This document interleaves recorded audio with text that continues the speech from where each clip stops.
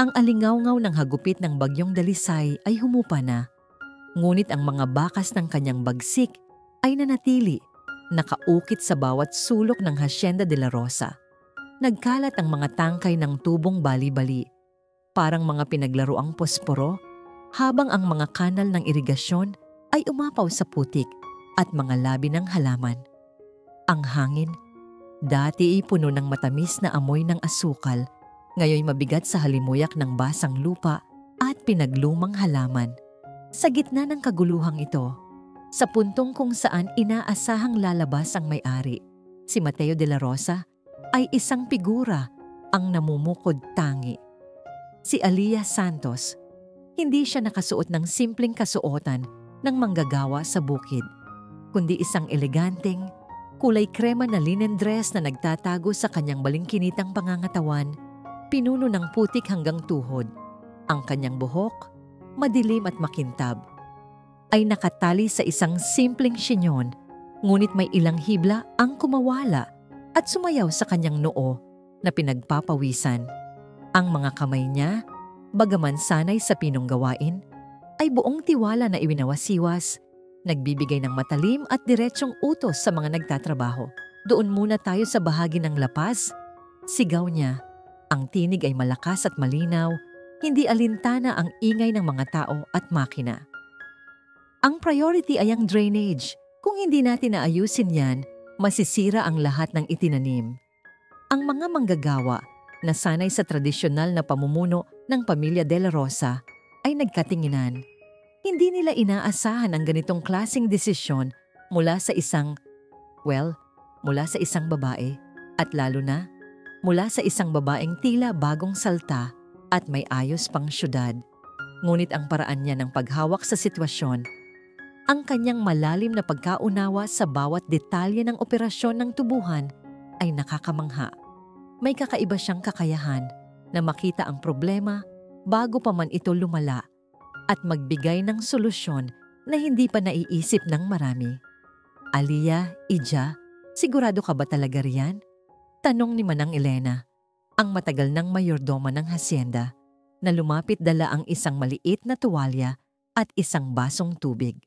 Ang mukha nito ay puno ng pagtataka at bahagyang pagkabahala. Kilala niya si Alia. Hindi ito ang Alia na sanay siyang utusan na magluto, maglinis o maghanda ng kape para kay Senyor Mateo. Ang Alia na ito ay may ibang aura, isang pagkamay-ari, isang determinasyon na karaniwan lang niyang nakikita sa mga tunay na hasendero. Opo, Manang, sagot ni Alia, kinuha ang baso at mabilis na ininom ang laman. Kailangan nating alisin ang bara sa irigasyon bago pa man sumikat ng husto ang araw. Ang init ay magpapabilis sa pagkalanta ng mga halaman na nalubog sa tubig. Tsaka, yung mga gamit sa bodega sa ilalim ng burol, siguraduhin ninyong nailipat na.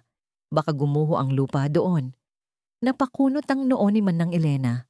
Walang duda, ang Alia na ito ay ibang-iba. Mula sa dikalayuan, sa lilim ng isang balite na nakaligtas sa bagyo, nakatayo si Mateo de la Rosa. Nakasandal siya sa matandang puno, ang kanyang mga kamay ay nakapamulsa at ang kanyang mga mata ay nakatitig kay Alia. Nakasuot siya ng simpleng t-shirt at pantalon, puno rin ng putik mula sa pagtingin niya sa ibang bahagi ng hacienda. Ang kanyang tingin ay isang komplikadong halo ng pagtataka, paghanga, at isang pahiwatig ng pagkayamot. Sino ang babaeng ito? Paano niya nalaman ang lahat ng ito?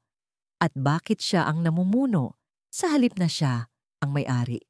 Para kay Mateo, nasanay sa kanyang sariling pag-iisa at sa kontrol sa lahat ng bagay, ang biglaang paglitaw ni Alia sa gitna ng kaguluhan na may ganitong kapangyarihan ay nakakabigla, nakakaakit, ngunit nakakaasiwa rin. Ang matatalim na sinag ng araw ay unti-unting sumilip, nagbibigay liwanag sa nagkalat na putik at mga nasirang pananim. Sa bawat pagbilis ng kilos ni Alia, sa bawat malinaw na utos, lalong nagiging palaisipan siya para kay Mateo. Ang babaeng ito, na ilang linggo pa lang ang nakalipas, ay simpleng naghahanda ng kanyang agahan. Ngayoy parang isang general sa gitna ng digmaan, walang takot, walang pag-aalinlangan. Hindi matatandaan ni Aliyah kung kailan huling nakaramdam ng katahimikan ang kanyang mundo. Simula nang mawala ang kanyang mga magulang sa isang aksidente, ang kanyang buhay ay naging isang walang humpay na laban para makaligtas at makapagbigay ng magandang buhay para sa kanyang lola. Ang kanyang lola Elena na siyang nagpalaki at nagturo sa kanya ng lahat ng alam niya, mula sa pagtatanim ng gulay hanggang sa paggawa ng pinakamasarap na adobo, ang tanging pamilya niya. Ngunit ilang buwan na ang nakalipas, bumagsak ang kanyang lola sa isang matinding karamdaman, isang malubhang kondisyon sa puso na nangangailangan ng napakalaking halaga para sa operasyon. Nag-flashback sa kanyang isipan ang gabi nang iharap ni Mateo ang kanyang kakaibang panukala. Nakaupo siya sa gilid ng kanyang kama sa maliit na silid ng mga katulong.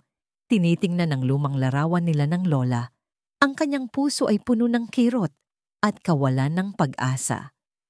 Ang mga bayarin sa ospital ay tumataas araw-araw at hindi na niya alam kung saan kukuha ng salapi. Siya, na laging ipinagmamalaki ang kanyang katatagan, ay bumubulong sa dilim, nagdarasal para sa isang himala. At tulad ng isang kakaibang himala, dumating si Mateo. Naalala niya pa ang eksena ilang araw bago ang bagyo nang gumuho ang isang bahagi ng lumang bodega ng asukal. Isang kisap mata at ang mga sakong asukal ay nagkalat, nagbabanta sa mga manggagawa na nasa loob. Nang panahong iyon, si Aliyah ay naghahanda ng merienda sa kusina. Ngunit nang marinig niya ang sigaw at kaguluhan, mabilis siyang kumilos. Hindi siya nag-atubili.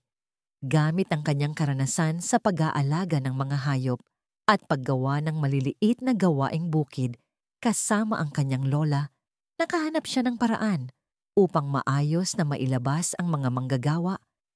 Gamit ang isang lumang tali at ang kanyang kaalaman sa estruktura ng gusali. Mabilis at epektibo ang kanyang paggalaw bago pa man dumating si Mateo. Nakasaksi si Mateo sa buong pangyayari. Ang kanyang mga mata, na karaniwang walang emosyon, ay nagpakita ng bahagyang pagtataka at paghanga. Matapos ang insidente, ipinatawag niya si Aliyah sa kanyang opisina, isang lugar na bihirang tapakan ng sino mang katulong. Aliyah, simula ni Mateo, ang tinig ay malamig at kontrolado, tulad ng laging. Nakaupo siya sa kanyang malaking mesa na gawa sa kahoy. Ang kanyang mga mata ay mataman na nakatingin sa kanya. Nakita ko ang ginawa mo kanina. Matapang at matalino. Salamat po, Senyor Mateo. Sagot ni Aliyah, medyo kinakabahan. Hindi niya alam kung ano ang susunod na mangyayari. Baka paalisin siya dahil sa pagpapakialam. Mayroon akong isang panukala para sa iyo, patuloy ni Mateo. Hindi alintana ang kanyang kaba. Isang deal. Kailangan kong pakisamahan ng tita Sofia ko. Siya ang aking tiyahin at siya ang nagmamaniobra para agawin ang hasyenda na ito. Ang tanging paraan para mapigilan siya ay kung magpakita ako ng katatagan, isang pamilya, at kailangan ko ng isang fiancé. Nagulat si Aliyah. Pero Senyor Mateo, ako po, isa lang po akong katulong. Iyon ang dahilan kung bakit ikaw ang pinili ko. Sagot ni Mateo, may bahid ng pagsuko sa kanyang tinig. Wala kang kaugnayan sa kanilang mundo. Wala kang alam sa kanilang mga laro. Ikaw ay totoo. At kailangan ko ng isang taong kayang magpanggap. Isang taong may sapat na talino at kapusukan para hindi mabaliwala sa kanilang lipunan. Huminto siya at pagkatapos ay idinagdag. Sa loob ng 6 na buwan, babayaran kita ng sapat na halaga para sa operasyon ng iyong lola. Malaki ang halaga, Aliyah. Sapat para sa lahat ng gastusin. Parang tumigil ang pag-ikot ng mundo ni Aliyah, ang kanyang lola, ang operasyon, ang pangarap niya na makita itong muling gumaling. Ang halaga ay napakalaki, isang halaga na hindi niya kayang kitain sa buong buhay niya. Ngunit ang pagpapanggap, ang pagpapakasal sa isang taong hindi mo mahal, Ito ay labag sa kanyang prinsipyo, sa kanyang moralidad. Pero, paano po ang konsensya ko? Tanong niya, halos pabulong. Hindi ko po kayang gawin yan. Isa itong kasinungalingan. Kasinungalingan na makapagliligtas sa buhay ng lola mo. Tugon ni Mateo, ang kanyang tinig ay may matinding diin. Isipin mo, Aliyah. Isipin mo kung anong mangyayari kung hindi mo ito gagawin. Ang hasyenda ay mawawala. At ang lola mo, hindi niya tinapos ang pangungusap, ngunit sapat na yon para maintindihan ni Aliyah ang bigat ng sitwasyon. Ang kanyang puso ay nagdurugo. Sa huli, ang pagmamahal sa kanyang lola ang nagtulak sa kanya. Wala siyang ibang pagpipilian. Pinikit niya ang kanyang mga mata at pagkatapos ay tumango. Gagawin ko po, Senyor Mateo, para sa aking lola. Ang desisyong iyon ang naghatid sa kanya sa kasalukuyang sitwasyon. Nakatayo sa putikan, nagpapanggap bilang fiancé ng mayamang hasendero. Isang linggo matapos ang bagyo, dumating ang bagong bagyo sa hasyenda. Si Tita Sofia Valdez, ang kanyang sasakyan, isang mamahaling sedan na kikinang sa sikat ng araw, ay huminto sa tapat ng malaking bahay habang ang kanyang mga katulong ay mabilis na naglabas ng mga bagahe. Si Tita Sofia ay isang babaeng may matangkad na tindig. Ang kanyang buhok ay perpektong nakaayos at ang kanyang mukha ay pininturahan ng isang maskara ng pagiging magalang na mahirap basahin. Ngunit sa ilalim ng mga ngiti, si Aliyah ay nakakita ng matatalas na mata na naghahanap ng anumang kahinaan. Mateo, iho! Bati ni Tita Sofia, niyakap si Mateo ng mahigpit, ngunit ang kanyang mga mata ay mabilis na lumipat kay Aliyah na nakatayo sa tabi ni Mateo. At sino itong magandang dilag? Tita Sofia, siya si Aliyah Santos, ang aking fiancé. Pakilala ni Mateo, ang kanyang kamay ay mahigpit na humawak sa baywang ni Aliyah. Ang paghawak na iyon ay isang senyales, isang pampublikong pagpapakita ng kanilang ugnayan. Ngumiti si Aliyah, ang kanyang pinakamagandang ngiti, at inabot ang kanyang kamay kay Tita Sofia. Ikinagagalak ko po kayong makilala, Tita Sofia. Ang tingin ni Tita Sofia ay matalim. Sinuri nito si Aliyah mula ulo hanggang paa, na parang isang mamahaling obra na sinusuri para sa anumang peke. Fiancé? Mateo, hindi mo man lang binanggit sa akin na mayroon ka ng kasintahan. Alam mo naman kung gaano ako kainteresado sa iyong buhay, lalo na sa mga importanteng desisyon tulad nito. Ang kanyang boses ay malambing, ngunit may bahid ng pagdududa. Biglaan lang din po ang lahat, tita, paliwanag ni Aliyah, gamit ang mga salitang sinanay ni Mateo sa kanya. Minsan, ang pag-ibig ay dumarating ng hindi inaasahan, hindi ba po? Lalong tumalas ang tingin ni Tita Sofia. Ngumiti siya, ngunit ang kanyang ngiti ay hindi umabot sa kanyang mga mata. Talaga? Kung gayon, ikwento ninyo naman sa akin ang inyong kwento ng pag-ibig. Interesado akong malaman kung paano ninyo nakumbinsi ang aking pamangkin na magpakasal. Ang sumunod na mga araw ay isang walang humpay na pagsubok para kay Aliyah. Bawat tanong ni Tita Sofia ay isang bitag, bawat sulyap ay isang paghahanap ng kasinungalingan. Sa ilalim ng direksyon ni Mateo at sa tulong ng kanyang sariling mabilis na pag-iisip, nagawa ni Aliyah na lumikha ng isang nakakumbinsing persona. Inilarawan niya ang kanilang pagkikita sa isang charity event sa Manila, ang kanilang pagkakaibigan na unti-unting lumago at ang pag-ibig na hindi nila kayang itago. Ang kanyang mga sagot ay malinaw, detalyado at puno ng damdamin, sapat upang malinlang ang sinumang hindi talaga nagdududa. Ngunit may isang tao na hindi naloko, si Ricardo, ang kanang kamay at personal na tiktik ni Tita Sofia. Isang lalaking may matalim na tingin at isang ngiti na bihirang umabot sa kanyang mga mata. Si Ricardo ay may kakayahang mapansin ang pinakamaliit na detalye, ang mga pagkakamali na hindi makikita ng iba. Minsan, habang naghahanda ng tanghalian si Manang Elena, nakita ni Ricardo si Aliyah na kumukuha ng ilang damo mula sa hardin, may kaalaman sa mga herbal plants na karaniwang hindi alam ng isang dalagang galing sa syudad.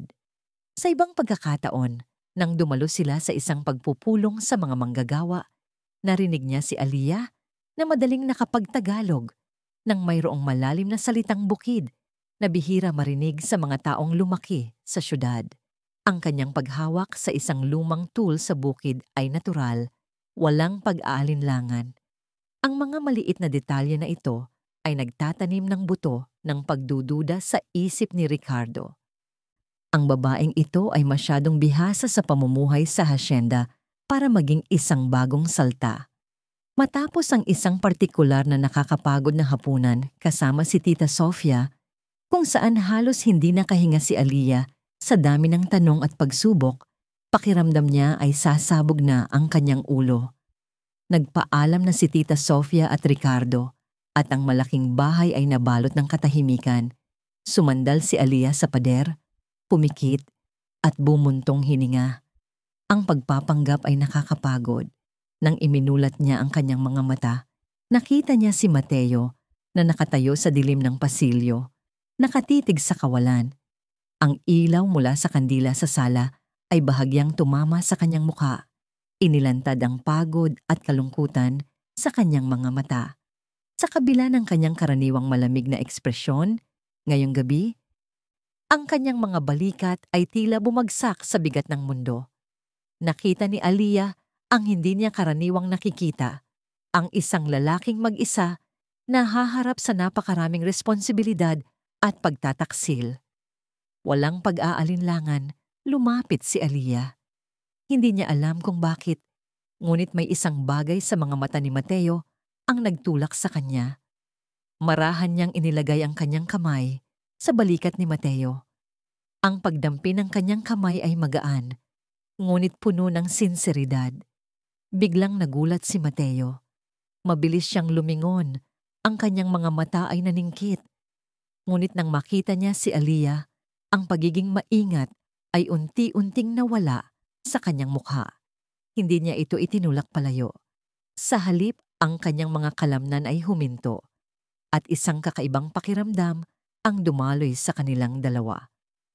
Ito ang unang pagkakataon na nakaramdam sila ng koneksyon na higit pa sa kanilang kasunduan, higit pa sa kasinungalingan. Isang tahimik na sandali ng pag-unawa ng magkasamang pagod at ng isang bagong, hindi inaasahang init. Ang kanilang mga mata ay nagtagpo at sa mga sandaling iyon, ang mundo sa labas ng Hacienda de la Rosa, ang mga plano ni Tita Sofia at ang mga pagpapanggap ay tila naglaho. Mayroong isang bagay na nagsimulang umusbong sa pagitan nila. Isang bagay na maaaring mas mapanganib pa kaysa sa anumang bagyo o intriga. Ang mga araw ay dumadaloy sa Hacienda de la Rosa na tila matamis na arnibal, mabagal at puno ng nakakapangakit na hiwaga.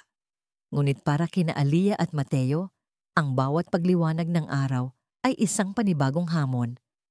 Isang panibagong yugto sa kanilang pagpapanggap na unti-unting nagiging isang masalimuot na realidad. Ang sapilitang pagiging magkasama, ang tuloy-tuloy na pagharap sa mga mata ng mapanuring lipunan, at ang bigat ng kasunduang kanilang pinasukan ay nagpilit sa kanila na magkalapit. Higit sa inaasahan, ang kalapitan na ito ay nagbukas ng mga pinto sa kanilang mga puso na matagal nang nakakandado. Para kay Aliyah, ang pagiging fiancé ni Mateo ay nagsimula bilang isang mabigat na pasanin, isang pagkukunwari na labag sa kanyang prinsipyo. Ngunit sa bawat araw na lumilipas, sa bawat pagsubok na kanilang pinagsamahan, unti-unti niyang natuklasan ang tunay na Mateo de la Rosa sa likod ng maskara ng pagiging malamig at matigas. Nakita niya ang isang lalaking mag-isa na pinapasan ang bigat ng buong hasyenda sa kanyang mga balikat. Isang lalaking may malalim na sugat mula sa nakaraan na nagtago sa likod ng kanyang mga pader ng pagiging seryoso at pagiging kontrolado. Naalala ni Aliyah ang isang hapon, ilang linggo matapos ang bagyo. Habang naglalakad sila sa gitna ng mga tubuhan, Nagmamasid sa pagbangon ng hasyenda, isang matandang manggagawa ang nadapa at nabalingan ang bukong-bukong. Agad na tumakbo si Mateo. Hindi siya nag-utos, kundi siya mismo ang yumuko. Sinuri ang paa ng matanda at tinulungan itong tumayo. Maingat niyang inalalayan ang matanda patungo sa kanyang sasakyan, siniguro na makakatanggap ito ng sapat na atensyong medikal. Sa mga sandaling iyon, nakita ni Aliyah ang busilak na puso ni Mateo. Isang puso na nagmamalasakit, na handang magsakripisyo para sa kanyang mga tao. Hindi ito ang Mateo na nakikita ng marami. Ang matikas at mayaman na hasendero, ito ay ang Mateo na tao na puno ng awa at katarungan. Mateo, aniya isang gabi, habang nakaupo sila sa veranda, ang simoy ng hangin ay nagdadala ng amoy ng sariwang lupa at mga bulaklak. Bakit ka ba nagpapanggap na napakalamig sa mga tao? Alam kong hindi ka naman ganoon. Lumingon si Mateo. Ang kanyang mga mata ay nagtagpo sa kanya. May bahid ng sorpresa sa kanyang mukha at pagkatapos ay isang malungkot na ngiti. Minsan, Aliyah, kailangan mong magtago sa likod ng isang maskara para protektahan ang iyong sarili at ang iyong ari-arian. Kung ipapakita ko ang lahat ng aking kahinaan, sasamantalahin nila yon. Ang kanyang boses ay naging malalim, halos pabulong. Lalo na si Tita Sofia. Sa mga sandaling tulad nito, sa bawat sulyap sa kanyang tunay na pagkatao, lalong nahuhulog ang loob ni Aliyah kay Mateo. Hindi lang sa kanyang kapangyarihan at angking talino, kundi sa kanyang pagiging makatao, sa kanyang prinsipyo at sa kanyang pagiging mapagprotekta. Humanga siya sa kanyang katatagan, sa paraan niya ng pagharap sa kanyang mga problema. Ang dating kasunduan ay unti-unting nagiging malabo at ang isang bagong damdamin ay nagsisimulang umusbong sa kanyang puso. Ang pagmamahal. Isang pagmamahal na puno ng pag-asa, ngunit may bahid din ng takot sa kanilang mga magkaibang mundo.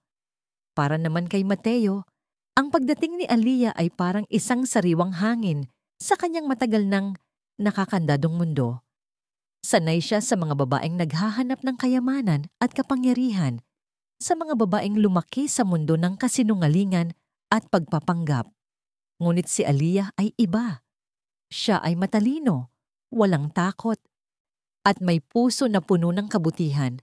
Ang kanyang kakayahang mamuno, ang kanyang kasanayan sa mga gawain sa hasyenda, at ang kanyang matapang na pagharap sa mga problema ay nakakagulat at nakakaintriga. Naalala niya ang ginawa ni Aliyah noong bagyo.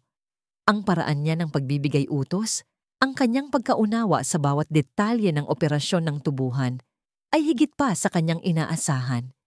Ito ay hindi lamang tungkol sa katalinuhan, kundi sa matinding pagmamahal sa lupa at sa mga taong nagtatrabaho dito. Ang mga bagay na hindi niya nakita sa kanyang mga naging kasintahan noon. Isang araw, habang papalabas siya sa kanyang opisina, nakita niya si Ricardo na nakikipag-usap kay Aliyah. Nakangiti si Ricardo, ang kanyang mga mata ay puno ng pagnanasa, habang si Aliyah naman ay nakikinig ng may paggalang. Ngunit may bahid ng pagkairita sa kanyang mukha. Isang kakaibang mainit na pakiramdam ang kumalat sa dibdib ni Mateo. Selos. Ang damdaming iyon ay biglaan, matindi at nakakagulat, ni hindi niya namalaya na nakakuyom na pala ang kanyang mga kamao. Ang kasunduan ay tila naglaho sa hangin. Ang babaeng ito ay kanyang fiancé. Kahit na peke ang lahat, hindi niya gusto na may ibang lalaki ang lumalapit sa kanya. Aliyah, aniya, ang kanyang boses ay malamig at matigas, dahilan upang lumingon ang dalawa. May kailangan kang tapusin sa bodega. Ikaw, Ricardo, ano ang ginagawa mo rito? May trabaho ka pa kay Tita Sofia, hindi ba? Nagulat si Ricardo at mabilis na tumango. Opo, Senyor Mateo, paumanhin po. At umalis ito agad, may bahid ng takot sa kanyang mga mata. Tumalikod si Mateo at umalis din. Ngunit bago pa man siya lumayo, nakita niya ang isang ngiti sa labi ni Aliyah na tila nauunawaan ang kanyang selos at ang pagbabago sa kanyang damdamin. Ang pagiging malamig niya ay unti-unting natutunaw at ang mga pader na kanyang itinayo ay nagsisimula ng gumuho dahil sa isang babaeng hindi niya inaasahan. Ang kapayapaan sa hasyenda ay hindi nagtagal. Si Tita Sofia Valdez, na hindi naniniwala sa biglaang pag-ibig ni na Mateo at Alia, ay patuloy na naghahanap ng ebidensya. Ang kanyang mga mata ay parang agila at ang kanyang mga tainga ay laging nakikinig sa bawat bulong sa paligid. Ipinagpatuloy niya ang kanyang pagpapanggap bilang isang mapagmahal na tiyahin, ngunit sa likod ng kanyang nangiti ay nakatago ang isang matalim na balak. At upang lalong pahirapan ang sitwasyon, tinawag niya mula sa Maynila ang isang multo mula sa nakaraan ni Mateo, si Isabel Garcia. Dumating si Isabel sa hasyenda na parang isang bagyong walang babala, kasama ang kanyang mga mamahaling bagahe at ang kanyang mapanuksong ngiti. Siya ay isang babaeng may taglay na kagandahan na kayang magpaikot ng mga ulo, ngunit sa likod ng kanyang perpektong kolorete ay nakatago ang isang kaluluwang puno ng mithiin, galit at paghihiganti. Siya ang dating fiancé ni Mateo, ang babaeng nakatakda niyang pakasalan bago siya biglang bumalik sa hasyenda at putulin ang lahat ng ugnayan. Para kay Isabel, si Mateo ay kanyang pag-aari at si Alia ay isang hamak na hadlang na kailangan niyang alisin. "Mateo, mahal ko!" sigaw ni Isabel nang makita niya si Mateo sa bulwagan. Mabilis itong tumakbo at yumakap sa kanya nang mahigpit, na tila walang ibang tao sa paligid. Ang kanyang mga mata ay nakatingin kay Alia, puno ng paghamak. "Kumusta ka na? Alam mo, hinding-hindi ko makakalimutan ang mga araw natin sa Maynila. Akala ko, magpapakasal na tayo." Biglang nanlamig ang buong katawan ni Mateo. Ang mga kalamnan niya ay tumigas at ang kanyang mukha ay naging maputla. Bumalik sa kanyang isipan ang mga alaala, ang mga matatalim na salita, ang mga sakit na idinulot ni Isabel. Ang kanyang pagdating ay nagbukas ng isang matinding sugat sa puso ni Mateo. Naramdaman ni Alia ang pagbabago sa emosyon ni Mateo. Kumalas ito sa yakap ni Isabel, ang kanyang mga mata ay puno ng galit at takot. "Isabel, ano ang ginagawa mo rito? Hindi ka na welcome sa hasyenda na ito." "Mateo, huwag kang magsalita ng ganyan," sambit ni Isabel. Ang kanyang boses ay puno ng pagiging kaakit-akit, ngunit may bahid ng pagbabanta. "Alam mong mahal kita, at alam kong mahal mo rin ako. Sino ba ang babaeng ito? Isang katulong?" "Naku, Mateo, bumababa ang iyong standards." Ang mga salita ni Isabel ay parang matatalim na kutsilyo, hindi lamang kay Alia, kundi pati na rin kay Mateo. Nakita ni Alia ang sakit sa mga mata ni Mateo. Ang kanyang bibig ay umalma, na tila may sasabihin, ngunit walang lumalabas na salita. Ang kanyang mga mata ay nanlabo, puno ng kalungkutan. Biglang nag-flashback sa isipan ni Mateo ang mga pangyayari noon. Ang kanyang pagkabigo, ang kanyang pagiging mahina sa harap ni Isabel. Si Isabel, na laging nagpaparinig sa kanya na siya ay walang kwenta, na siya ay hindi sapat, na ang hasyenda ay isang pasanin sa kanya.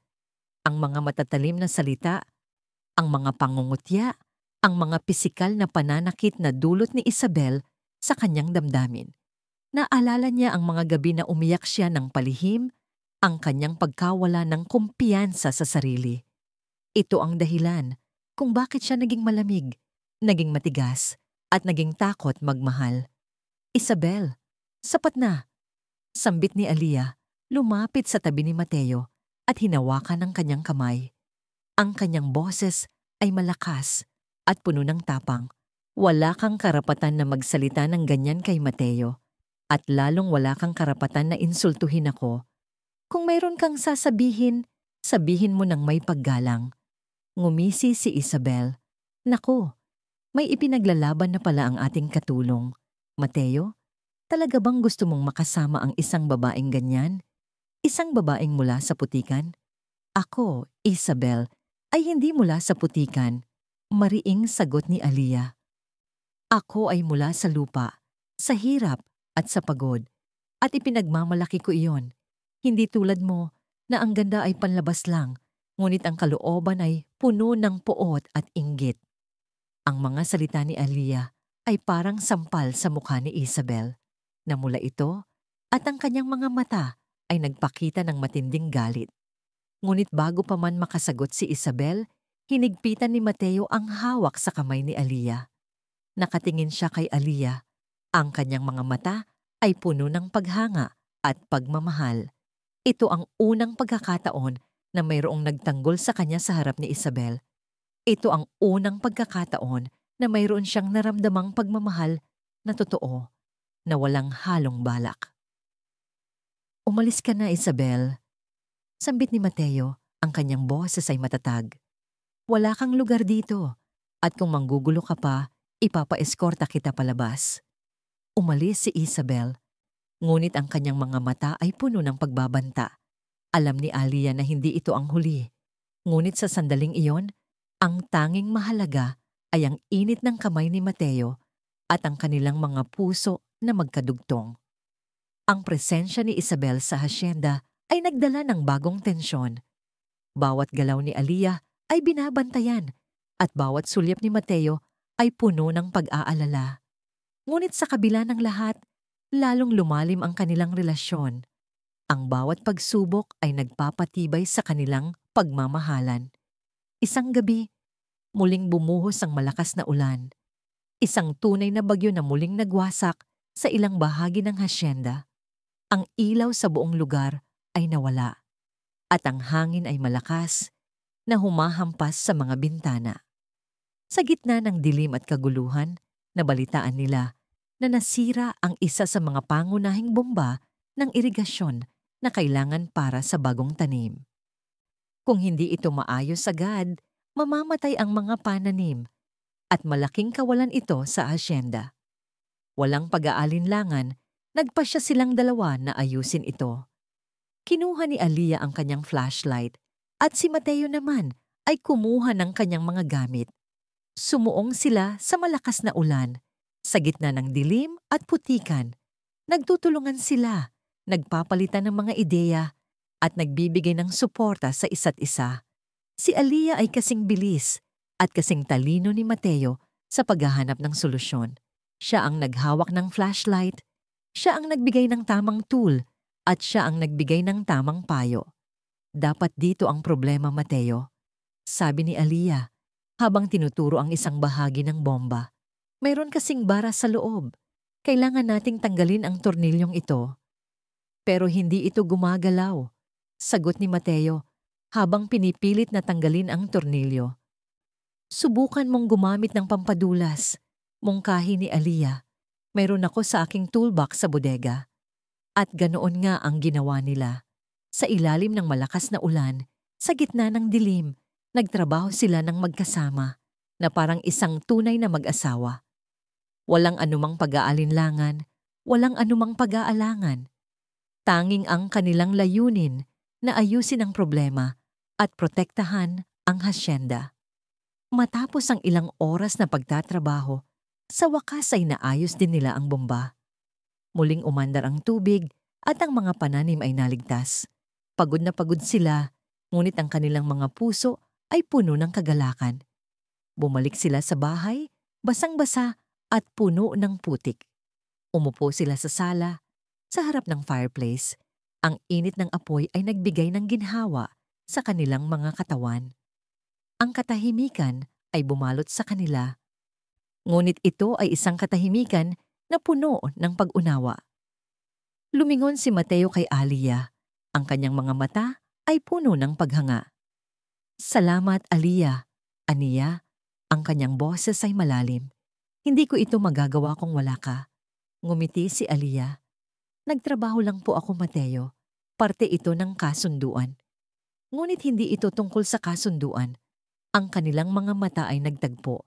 At sa mga sandaling iyon, ang lahat ng kasinungalingan, ang lahat ng pagpapanggap ay naglaho. Lumapit si Mateo at inabot ang kanyang kamay sa mukha ni Aliyah.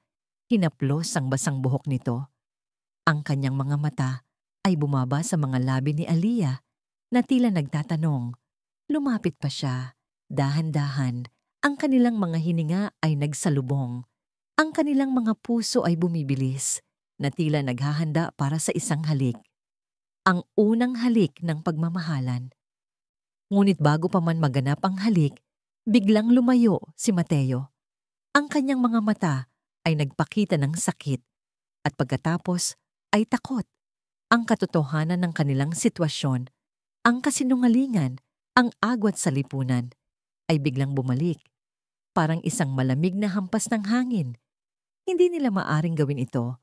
Hindi pa. Naiintindihan ni Aliyah. Tumayo siya at ngumiti ng may kalungkutan. Pahinga na tayo, Mateo. Aniya, kailangan nating magpahinga. Umalis siya. Naiwan si Mateo sa sala, nag-iisa, puno ng pagdududa at paghihirap. Ang pagmamahal na nararamdaman niya para kay Aliyah ay totoo. Ngunit ang takot sa nakaraan at ang realidad ng kanilang sitwasyon ay isang malaking pader na tila imposibleng gibain. Sa kabila ng kanilang lumalalim na damdamin, ang bagyo ng katotohanan ay papalapit. Si Ricardo, ang kanang kamay ni Tita Sofia, ay hindi humihinto sa kanyang paghahanap. Sa bawat araw na lumilipas, lalong lumalakas ang kanyang hinala kay Aliyah. Ang mga maliit na detalye, ang mga pagkakamali na hindi makikita ng iba, ay unti-unting kanyang nakakalap. Nagsimula si Ricardo sa pamamagitan ng pag-uusisa sa mga matatandang manggagawa sa hasyenda at sa mga kapitbahay ni Aliyah. Nalaman niya ang tungkol sa kanyang lola at ang malubhang sakit nito. Nalaman niya ang tungkol sa pagiging ulila ni Aliyah at ang kanyang simpleng buhay bago siya naging fiancé ni Mateo. Sumusunod siya kay Aliyah sa bawat lakad nito sa labas ng hasyenda, kinukuhanan ng larawan ang kanyang lola sa ospital at maging ang lumang bahay ng kanyang lola. Isang araw, nakita ni Ricardo si Manang Elena na nagtatago ng isang lumang album ng larawan. Sa ilalim ng isang sapat na suhol, ipinakita ni Manang Elena ang album na puno ng mga larawan ni Aliyah noong siya ay mas bata pa. Nakasuot ng simpleng damit ng katulong, nakikipaglaro sa kanyang lola. Hindi lamang yon, nakuha rin niya ang mga kopya ng mga resibo ng ospital ng lola ni Aliyah at ang mga tala ng paglilipat ng pera sa bangko, mga halaga na malaki at sumasapat sa operasyon, ngunit hindi nagmumula sa isang dalagang mayaman. Ang lahat ng ito ay sapat na ebidensya para patunayan na si Aliyah ay isang impostor. Nang matapos niya ang kanyang trabaho, dala ni Ricardo ang isang makapal na folder ng mga ebidensya at iniharap ito kay Tita Sofia. Nakaupo si Tita Sofia sa kanyang silid, umiinom ng kape, habang nagbabasa ng isang mamahaling magazine. Tita Sofia, sambit ni Ricardo, ang kanyang boses ay puno ng pagmamalaki. Narito na po ang lahat ng ebidensya. Si Aliyah Santos ay isang huwad. Hindi siya mula sa Maynila. Siya ay isang hamak na katulong at pinagpapanggap lang niya ang lahat. Ang kanyang lola ay may malubhang sakit at pinilit siyang magpanggap para sa pera. Inabot ni Tita Sofia ang folder at binuklat ang mga dokumento. Ang kanyang mga mata ay naging matatalim at isang ngiti ang unti-unting lumabas sa kanyang labi. Isang ngiti ng tagumpay. Nakita niya ang mga larawan ni Aliyah na nakasuot ng uniforme ng katulong, ang mga resibo ng ospital, ang mga tala ng bank transfer. Lahat ng ito ay patunay na si Mateo ay nagpakasal sa isang kasinungalingan. Ang kanyang trump card ay nasa kanyang mga kamay na. Magaling, Ricardo. Anya, ang kanyang boses ay puno ng pagmamalaki. Tunay ka ngang matalino. Ngayon, oras na para maglaro ng laro. Kailangan nating makipag-usap kay Aliyah. Ngayon na. Ilang oras matapos ang pagdating ng mga ebidensya, ipinatawag ni Tita Sofia si Aliyah sa kanyang opisina. Nakaupo si Tita Sofia sa kanyang malaking upuan. Ang kanyang mga mata ay nakatingin kay Aliyah, puno ng paghamak. Ang mga dokumento ay nakalatag sa mesa na tila isang hukom na handang maghatol. Aliyah, simula ni Tita Sofia, ang kanyang boses ay matamis, ngunit may bahid ng pagbabanta. Alam ko na ang lahat. Alam ko na ang tunay mong pagkatao. Ikaw ay isang hamak na katulong na ginamit ang iyong sarili para sa pera. Ang lola mo, ang kanyang sakit. Lahat ng yon ay isang bahagi ng iyong laro. Nanlamig si Aliyah. Nagulat siya. Paano niya nalaman? Nanginginig ang kanyang mga kamay, ngunit pinilit niyang manatiling kalmado. Hindi ko po alam ang pinagsasabi ninyo. Tita Sofia, sagot ni Aliyah. Ang kanyang boses ay mahina. Ngumisi si Tita Sofia. Huwag kang magpanggap, Aliyah. Narito ang lahat ng ebidensya. Ang mga larawan mo, ang mga resibo ng ospital ng lola mo, ang mga tala ng bank transfer. Lahat ng ito ay patunay na ikaw ay isang huwad. Tumayo si Tita Sofia at lumapit kay Aliyah. Ngayon, mayroon akong isang panukala para sa'yo. Isang deal. Mas maganda kaysa sa inaalok ni Mateo. Nagulat si Aliyah. Ano po ang ibig ninyong sabihin? Bibigyan kita ng dobleng halaga kaysa sa inialok ni Mateo. Patuloy ni Tita Sofia, ang kanyang boses ay puno ng panggaganyak. Sapat para sa operasyon ng iyong lola at para sa iyong buhay. Isang halaga na hindi mo kailanman makikita sa iyong buhay, ngunit mayroon kang kapalit. Kinabahan si Aliyah. Alam niya na mayroong masamang balak si Tita Sofia. Ano po iyon? Aaminin mo ang lahat. Sabi ni Tita Sofia, ang kanyang mga mata ay naging matatalim. Ipapaalam mo sa buong mundo na si Mateo de la Rosa ay isang sinungaling na pinili niyang magpakasal sa isang hamak na katulong. Gagawin mong isang katawa-tawa ang kanyang pangalan, ang kanyang apelyido. Sisirain mo ang kanyang reputasyon at sa ganoong paraan, mapupunta sa akin ang hasyenda. Ang puso ni Aliyah ay bumilis. Ito ang isang sitwasyon na hindi niya kailanman inasahan. Ang kanyang lola, ang kanyang kaligtasan ay nasa kanyang mga kamay. Ngunit ang pagtataksil kay Mateo, ang pagsira sa kanyang reputasyon, hindi niya ito kayang gawin. Ang pagmamahal na nararamdaman niya para kay Mateo ay mas matimbang kaysa sa anumang halaga. Hindi ko po kayang gawin niyan. Aniya, ang kanyang boses ay matatag, puno ng tapang. Ngumiti si Tita Sofia, ang kanyang ngiti ay puno ng paghamak.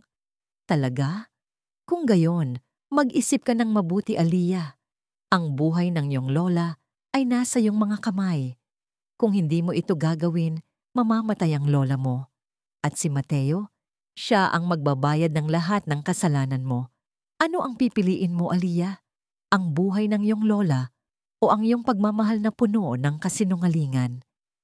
Ang mga salita ni Tita Sofia ay umalingaw-ngaw sa kanyang isipan. Ang kanyang lola, ang kanyang pagmamahal kay Mateo, ang katotohanan, ang kasinungalingan. Nasa pagitan siya ng dalawang apoy at kailangan niyang pumili. Ang kanyang puso ay nagdurugo, puno ng sakit at pag-aalinlangan. Ito ang pinakamahirap na desisyon sa kanyang buhay. Ang mga oras ay humugos na parang buhangin sa pagitan ng mga daliri. Bawat segundong lumipas ay nagpapabigat sa dibdib ni Aliyah. Ang mga salita ni Tita Sofia ay umalingaw-ngaw sa kanyang isipan. Isang paulit-ulit na tugtog ng pagpili. Ang buhay ng kanyang lola o ang pagtataksil kay Mateo. Nakaupo siya sa gilid ng kanyang kama, sa silid na pinagmula ng lahat ng kasinungalingan. Ang kanyang mga kamay ay nakayakap sa kanyang sarili, na tila hinahanap ang isang bagay na makakapigil sa kanyang pagkahulog. Sa labas, ang gabi ay bumalot sa Hacienda de la Rosa. Hindi ito gabi ng bagyo, ngunit ang hangin ay malakas pa ring humahampas sa mga bintana, na tila sumasalamin sa kaguluhan ng kanyang kalooban. Tumingin siya sa lumang larawan ng kanyang lola sa kanyang mesita. Ang matamis na ngiti ng matanda ay tila nangungusap sa kanya. Lola Elena, ang kanyang tanging pamilya, ang babaeng nagturo sa kanya ng lahat, ang nagpalaki sa kanya ng may pagmamahal at dignidad. Ang buhay nito ay nakasalalay sa kanyang desisyon. Ang pagtanggap sa alok ni Tita Sofia ay magbibigay ng sapat na salapi, higit pa sa inaasahan, upang maligtas ang kanyang lola. Isang mabilis na pagtatapos sa lahat ng paghihirap. Ngunit paano si Mateo? Ang lalaking sa simula'y kanyang amo lamang, ngunit unti-unting nakapasok sa kanyang puso. Nakita niya ang kanyang tunay na pagkatao, ang kanyang kabaitan, ang kanyang pagmamalasakit, ang kanyang mga sugat mula sa nakaraan. Ang pagtatanggol niya kay Mateo mula kay Isabel, ang pagtutulungan nila sa gitna ng bagyo, ang halos nilang paghalik. Lahat ng yon ay hindi na pagpapanggap. Ito ay totoo. Ang pagtataksil sa kanya ay hindi lamang kasinungalingan, kundi isang pagbasag sa tiwala at pagmamahal na unti-unti nilang itinayo. Pero paano po ang konsensya ko?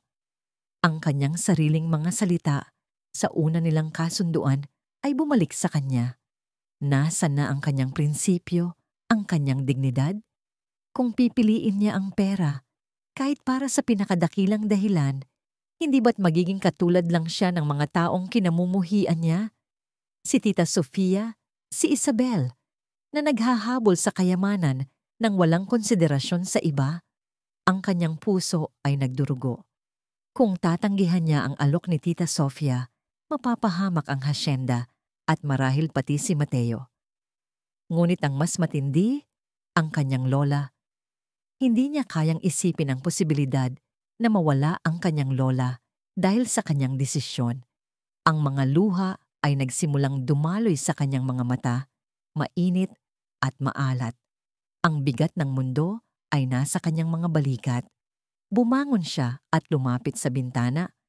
Pinagmasdan ng kalangitan na puno ng bituin, ngunit natatabunan ng mga ulap. Hindi niya maaaring maging sunod-sunuran sa panggigipit ni Tita Sofia. Hindi niya maaaring ipagkanulo ang kanyang sarili, at lalong hindi si Mateo, para sa pera. Ang pagmamahal, ang tiwala, ang katotohanan, iyon ang mga bagay na mahalaga sa kanya. Kung mamamatay ang lola niya at kung mapapahamak si Mateo, mas mabuti nang mangyari iyon habang ipinaglalaban niya ang tama, kaysa sa mamuhay nang may pagtataksil sa kanyang puso. Pinunasan niya ang kanyang mga luha. Nagdesisyon na siya. Pipiliin niya ang katotohanan at ang kanyang pagmamahal kay Mateo kahit ano pa ang mangyari. Handa siyang harapin ang anumang bagyo. Ang Hacienda de la Rosa ay naging isang kahangahangang tanawin ng ningning at karangyaan. Ang bawat sulok ay pinalamutian ng mga sariwang bulaklak mula sa hardin. Ang mga ilaw ay nagbibigay ng mainit at kaakit-akit na sinag, at ang mga tunog ng klasikal na musika ay pumupuno sa buong bulwagan. Ito ang gala ng tradisyon ng pamilya de la Rosa, isang taunang pagdiriwang na inorganisa ni Tita Sofia Valdez, na sa pagkakataong ito ay may ibang agenda. Ang pinakamataas na uri ng lipunan mula sa Negros Occidental at maging mula sa Maynila ay naroroon, nakasuot ng kanilang pinakamagagandang damit at alahas, at ang kanilang mga ngiti ay kasingkinang ng mga chandelier sa kisame. Si Aliyah ay nakatayo sa tabi ni Mateo, nakasuot ng isang eleganteng kulay emerald na gown na nagpapatingkad sa kanyang balat. Ang kanyang buhok ay nakaayos sa isang klasikong updo, at ang kanyang leeg ay pinalamutian ng isang simpleng perlas na kwintas na bigay ni Mateo. Kung titingnan, isa siyang ganap na dalagang mayaman, isang perpektong kabiyak para sa isang hasendero. Ngunit sa ilalim ng kanyang panlabas na anyo, ang kanyang puso ay malakas na tumitibok. Alam niya ang magaganap sa gabing iyon. Si Mateo, na nakasuot ng isang tailored barong Tagalog, ay matatag sa tabi niya. Ang kanyang kamay ay mahigpit na nakahawak sa kanyang likod, isang senyales ng pagmamay-ari at suporta. Nararamdaman niya ang kaba ni Aliyah, at ang kanyang sariling kaba ay naghahalo sa galit at determinasyon. Hindi niya hahayaang masaktan si Aliyah. Sa gitna ng kasiyahan, si Tita Sofia Valdez ay naglakad patungo sa entablado. Ang kanyang mukha ay puno ng isang ngiting puno ng kumpiyansa na tila isang pusa na nakahuli ng kanyang biktima. Ang kanyang violet na gown ay nagpapatingkad sa kanyang pagiging dominante. Ang kanyang tingin ay direktang nakatutok kina Mateo at Aliyah. Magandang gabi sa inyong lahat, mga mahal kong kaibigan, mga miyembro ng pamilya, simula ni Tita Sofia. Ang kanyang boses ay malinaw at malakas, pumupuno sa bulwagan. Ikinagagalak kong makita kayong lahat na narito upang ipagdiwang ang mayamang tradisyon ng pamilya De La Rosa. Ang hasyenda na ito ay sagrado at ang kanyang pamana ay kailangang protektahan. Huminto siya at pagkatapos ay nagpatuloy, ang kanyang nangiti ay naging mas matalim. Ngunit sa kasamaang palad, mayroon tayong hindi inaasahang bisita sa ating gitna. Isang taong nagtangka na sirain ang pundasyon ng ating marangal na pamilya. Ang mga bisita ay nagbulungan, puno ng pagtataka at pagdududa. Ang ilan ay tumingin kina Mateo at Aliyah. May bahid ng pagdududa sa kanilang mga mata. Sa loob ng ilang buwan, ipinakilala sa atin ng aking pamangkin, si Mateo, ang kanyang fiancé. Patuloy ni Tita Sofia, ang kanyang tinig ay puno ng paghamak. Isang dalaga na, sa kanyang salita, ay mula sa isang marangal na pamilya sa Maynila. Ngunit ngayon, oras na upang ibunyag ang katotohanan. Ang babaeng ito, si Aliyah Santos, ay hindi isang dalagang mayaman. Siya ay isang hamak na katulong. Sa mga salitang yon, bumagsak ang bulwagan sa gulat. Ang mga bisita ay nagsimulang magbulungan ng malakas. Ang ilang babae ay nagtakip ng kanilang bibig sa pagkabigla. Tinawag ni Tita Sofia si Ricardo sa entablado na may dalang isang folder na puno ng mga dokumento at larawan. Narito ang lahat ng ebidensya. Aniya, iniabot ang folder kay Ricardo upang ipakita sa lahat. Mga larawan niya bilang isang katulong, ang kanyang lola na may malubhang sakit at ang mga bank transfer na nagpapatunay na binayaran siya upang magpanggap. Pinagsamantalahan niya ang aking pamangkin para lamang sa pera.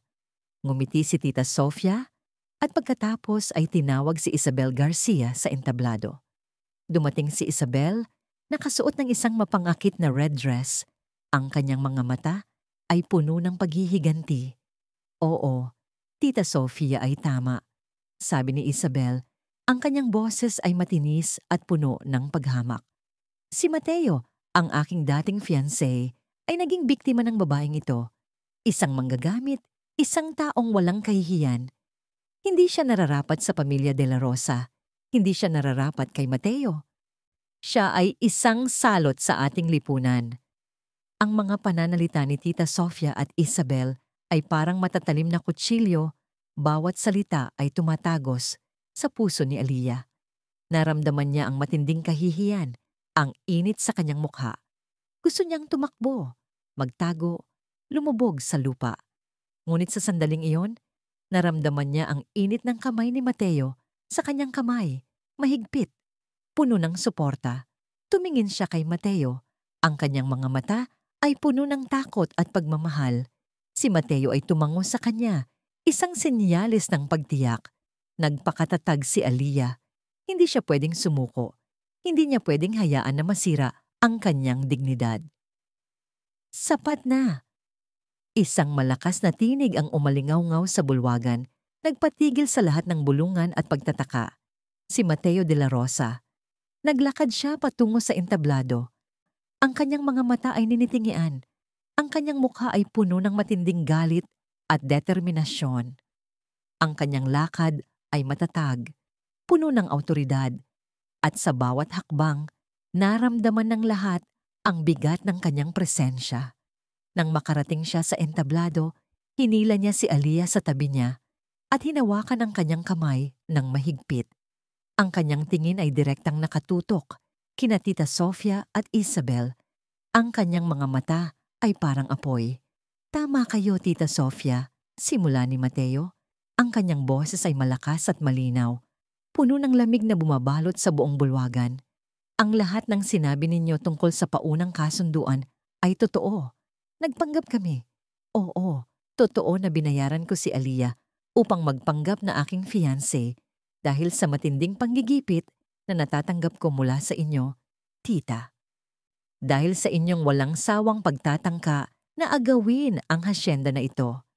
Nagulat ang lahat. Ang mga bulungan ay naging mas malakas at ang mga tingin ay lumipat kay Tita Sofia na namumutla sa pagkabigla. Ngunit ang hindi ninyo alam at ang hindi ninyo kailanman maiintindihan. Patuloy ni Mateo, ang kanyang tingin ay dumapo kay Aliyah, puno ng pagmamahal, ay ang tunay na nangyari sa pagitan namin. Nagsimula ito sa isang kasinungalingan, ngunit lumago ito sa isang tunay na pagmamahalan. Si Aliyah, ang babaeng ito na pinipilit ninyong pahiyain, ay mas marangal, mas matalino, at mas may puso kaysa sa inyo, Tita Sofia, at lalo na kay Isabel. Ang mga salita ni Mateo ay parang sampal sa mukha ni na Tita Sofia at Isabel. Nagulat si Isabel, ang kanyang mukha ay namula sa galit. Si Aliyah ang nagligtas sa hasyenda na ito nang bumagyo tayo, tita. Sigaw ni Mateo, ang kanyang tinig ay lumalakas. Siya ang nagligtas sa mga manggagawa sa bodega. Siya ang kasama ko sa gitna ng bagyo upang ayusin ang irigasyon. Siya na hindi lumaki sa hasyenda ay may mas malalim na pagmamahal sa lupang ito at sa mga taong nagtatrabaho dito kaysa sa inyo na ipinanganak dito. Ang mga bisita ay nagsimulang magpalakpakan, hindi makapaniwala sa kanilang naririnig. Ang ilan ay tumingin kay Tita Sofia ng may paghamak. Alam kong isa siyang katulong. Patuloy ni Mateo, ang kanyang tingin ay buong pagmamahal na nakatutok kay Aliyah. Ipinagmamalaki ko iyon dahil sa kanyang pinagmulan, natuto siyang maging matatag, maging matapang, at maging totoo. Hindi tulad ng iba na ang kayamanan ay ginagamit para sa panlilinlang at ang kapangyarihan ay ginagamit para sa panggigipit. At sa inyo, Isabel, aniya, ang kanyang boses ay puno ng pagkasuklam. Huwag kang magpanggap na ikaw ang biktima. Ikaw ang dahilan kung bakit ako naging malamig, naging takot magmahal. Ang iyong pag-abuso, ang iyong pagpaparinig, ang iyong pisyal na pananakit, iyan ang dahilan kung bakit ako umalis sa Maynila. At ngayon, narito ka, kasama ang tita ko, nagtatangka na sirain ang buhay ko at ang buhay ng babaeng mahal ko. Ngumanga si Isabel, walang masabi. At Tita Sofia, patuloy ni Mateo, ang kanyang tinig ay naging mas seryoso. Mayroon din akong ebidensya, hindi lamang tungkol sa inyong pagtatangka na agawin ng hasyenda, kundi pati na rin sa inyong mga paglabag sa batas. Ang inyong pagmamaniobra sa mga accounting books ng hasyenda, ang inyong paglilipat ng salapi sa inyong personal na account, at ang inyong paggamit sa posisyon ninyo upang pahirapan ang mga manggagawa. Lahat ng ito ay narito. Ipinakita ni Mateo ang isang folder na mas makapal kaysa sa folder ni Ricardo at inihagis ito sa sahig. Ang mga dokumento ay nagkalat, nagpapakita ng mga detalye ng pandaraya ni Tita Sofia. Ang mga bisita ay nagulat. Ang buong bulwagan ay napuno ng gulat. Ang hasyenda na ito ay hindi magiging inyo, Tita Sofia. Sabi ni Mateo, ang kanyang boses ay puno ng awtoridad. At hindi ko hahayaang sirain ninyo ang pamilya De La Rosa. Ang katotohanan ay laging mananaig. Ang gala, na dapat sana'y isang selebrasyon, ay naging isang pampublikong paglilitis. Ang mga bisita, na kanina'y puno ng pagdududa, ay unti-unting lumipat sa panig ni na Mateo at Aliyah.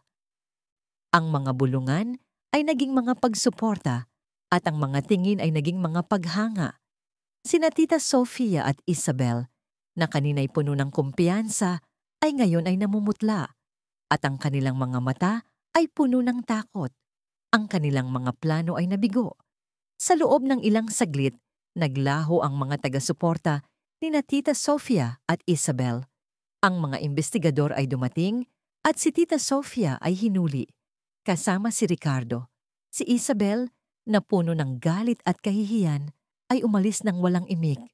Nakatayo si Mateo at Aliyah, Sa gitna ng entablado, magkahawak kamay. Ang kanilang mga puso ay puno ng kagalakan, ngunit puno rin ng bigat. Ang lahat ng kasinungalingan ay natapos na. Ang katotohanan ay nanalo. Lumingon si Mateo kay Aliyah. Ang kanyang mga mata ay puno ng pagmamahal. Lumuhod siya sa harap ni Aliyah. Nagulat ang mga bisita. Aliyah Santos, simula ni Mateo. Ang kanyang boses ay puno ng sinseridad. Nagsimula ang lahat sa isang kasinungalingan. Ngunit sa paglipas ng mga araw, ang kasinungalingan ay naging katotohanan. Natuklasan ko ang isang pagmamahal na hindi ko kailanman inakala na mararamdaman ko. Ikaw ang nagturo sa akin na magtiwala muli, na magmahal muli. Ikaw ang aking ilaw, ang aking lakas, ang aking partner. Hinugot niya ang isang maliit na kahon mula sa kanyang bulsa at binuksan ito. Nagpapakita ng isang makinang na singsing na may malaking perlas na tila nagmula sa dagat ng Sulu. Hindi ko ito ginagawa dahil sa obligasyon. Patuloy ni Mateo, ang kanyang mga mata ay puno ng luha, ng kaligayahan. Ginagawa ko ito dahil mahal kita, Aliyah. Mahal na mahal kita. Gusto kong makasama ka habang buhay. Gusto kong maging asawa ka. Aliyah, will you marry me? Ang mga luha ay dumaloy sa mga mata ni Aliyah, mainit at puno ng kagalakan. Ang kanyang puso ay bumibilis. Sa simula, ang kanyang isipan ay napuno ng pag-aalinlangan. Ang kanilang magkaibang mundo, ang mga hamon na kanilang haharapin. Ngunit nang makita niya ang sinseridad sa mga mata ni Mateo, ang kanyang pagmamahal na walang kapantay, ang lahat ng takot ay nawala. Ang halaga ng kanyang pinagmulan, ang kanilang pagiging magkaiba, ay walang saysay sa harap ng pagmamahal na ito. Oo, Mateo, sigaw ni Aliyah, puno ng kagalakan. Oo, papakasalan kita. Niyakap ni Mateo si Aliyah ng mahigpit at ang mga bisita ay nagsimulang magpalakpakan, puno ng kagalakan. Ang kanilang halik ay isang simbolo ng kanilang pagmamahalan, ng kanilang pagtatagumpay laban sa lahat ng hamon. Mula sa gabing yon, natututunan ni Mateo ang kahalagahan ng pagpapalaya sa nakaraan. Ang kanyang mga sugat mula kay Isabel ay naghilom at ang kanyang puso ay naging bukas sa pagmamahal. Naging mas matatag siya, mas matapang, at mas handang harapin ang anumang hamon ng lipunan. Ang tunay na kayamanan, natututunan niya, ay hindi nakikita sa salapi, kundi sa pagmamahal, sa tiwala, at sa katotohanan. Para kay Aliyah, ang kanyang paglalakbay ay nagturo sa kanya ng tunay na halaga ng kanyang sarili. Hindi ang kanyang pinagmulan ang nagpapahalaga sa kanya, kundi ang kanyang puso, ang kanyang talino, at ang kanyang katapangan. Naging mas kumpiyansa siya sa kanyang sarili at naging inspirasyon sa marami. Ang kanyang pagmamahal kay Mateo ay nagpatunay na ang pag-ibig ay walang pinipiling estado sa buhay. Sina Tita Sofia at Isabel ay natuto ng kanilang leksyon sa masakit na paraan. Ang kanilang kasakiman at pagkainggit ay nagdulot sa kanila ng kapahamakan. Maraming taon na ang lumipas. Ang Hacienda de la Rosa ay patuloy na yumayabong, mas maganda at mas produktibo kaysa dati. Si Aliyah, ngayon ay Mrs. Aliyah Santos de la Rosa, ay naging isang tunay na hasendera. Hindi lamang siya asawa at kaibigan ni Mateo, kundi isang matalino at epektibong kasosyo sa negosyo. Ang kanyang kaalaman sa lupa, ang kanyang pagmamalasakit sa mga manggagawa, at ang kanyang matapang na pamumuno ay nagdulot ng kaunlaran sa hasyenda. Nakita niya ang bawat butil ng tubo bilang bunga ng pagmamahal at pagod, hindi lamang isang produkto. Ipinatupad niya ang mga programang pangkabuhayan para sa mga manggagawa, nagbigay ng mga libreng edukasyon sa mga bata, at nagtatag ng isang sentro ng kalusugan sa loob ng hasyenda. Ang lahat ng ito ay kanyang ginawa, kasama si Mateo, upang ipagpatuloy ang diwa ng pagmamalasakit na kanyang naramdaman. Ang kanilang pagmamahalan ay naging isang halimbawa para sa lahat. Si Mateo, na dati malamig at malayo, ay naging masaya at puno ng buhay. Ang kanyang mga mata ay laging puno ng pagmamahal para kay Aliyah. Sa kanilang tahanan, ang tawanan at pagmamahal ay laging naroroon. Nagkaroon sila ng 2 anak, isang lalaki at isang babae, na minana ang katalinuhan ni Aliyah at ang kabaitan ni Mateo. Ang lola ni Aliyah ay ganap ng gumaling. Nakatira siya sa hasyenda, sa tabi ni na Aliyah at Mateo, at araw-araw ay masayang pinagmamasdan ng kanyang apo na namumuno sa hasyenda na may dignidad at pagmamahal. Ang kanyang mga mata ay puno ng pagmamalaki. Ang buhay ni na Aliyah at Mateo ay naging patunay na ang tunay na pagmamahal ay kayang lampasan ng lahat ng hadlang, ang agwat sa lipunan, ang nakaraang sugat, at ang mga kasinungalingan. Sa bawat hamon na kanilang hinarap, lalong lumalim ang kanilang pagmamahalan. Sila ay nagtayo ng isang pamilya at isang buhay na batay sa paggalang, pagmamahal, at katotohanan. Ang Hacienda de la Rosa ay hindi lamang isang lupain, kundi isang simbolo ng kanilang pagmamahalan, isang pamana ng katotohanan at katapangan. At sa bawat paglubog ng araw, ang kanilang pagmamahalan ay nagliliwanag, kasing ningning ng mga bituin sa kalangitan ng Negros Occidental.